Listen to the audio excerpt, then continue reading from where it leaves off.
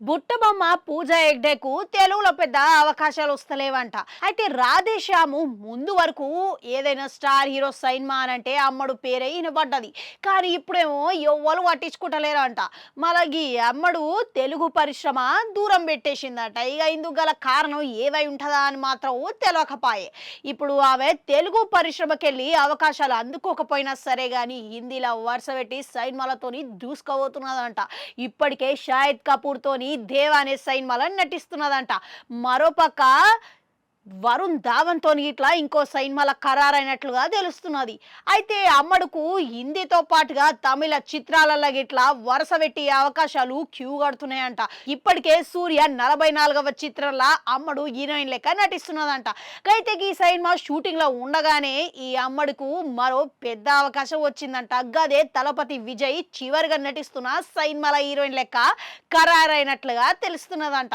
ఇప్పటికే ఆయనతోని బీస్ట్ సైన్మాల నటించింది. ఇక ఇప్పుడు మళ్ళీ అవకాశం అనేది అదృష్టకరంగా మారిందనే చెప్పుకోవాలి. ఇక ఈ సినిమాతో పాటుగా ఇటీవలనే లారెన్స్ ప్రకటించిన కాంచన ఇట్లా ఈ అమ్మాయే మళ్ళసారి హీరోయిన్ లెక్క నటిస్తున్నట్లుగా ఖరారైనట్లుగా తెలిసిందంట.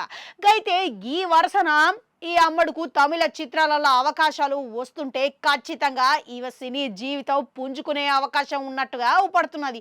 ఇక మొన్నటి వరకు ఈమె చేతిలో ఒక్క సైన్మా లేదని మాట్లాడుకున్న వాళ్ళంతా ముక్కున ఏలేసుకునేటట్టుగా ఇప్పుడు 5 సైన్మాలు వేస్తున్నదని చెప్పుకుంటున్నారంట.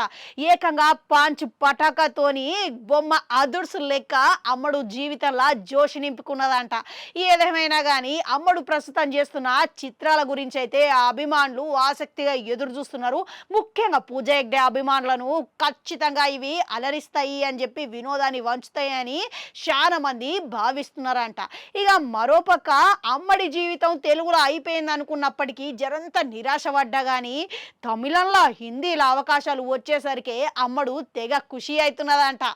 ఇక అంతేకాదు ఈ సైన్మాల మీద అమ్మడు చాలా వరకు నమ్మకంతో ఉన్నదంట.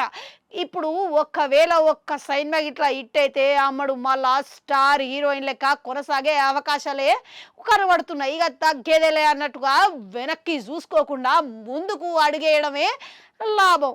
అయితే మరోపక్క ఇక ఈమె జీవితం దీన్నే అయిపోయింది అని అనుకున్నోళ్ళంతా ఎవరైతే ఉన్నారో వాళ్ళకి గట్టిగా సమాధానం చెప్పేటట్టుగా ఇప్పుడు రాబోయే సైన్మాలు ఉండబోతాయంటారా? మీరేమంటారు? కామెంట్లల్లో కామెంట్ పెట్టుర్రి. అట్లనే ఒక గంట ఉంటుంది, అది కూడా నొక్కరి మళ్ళొస్తా.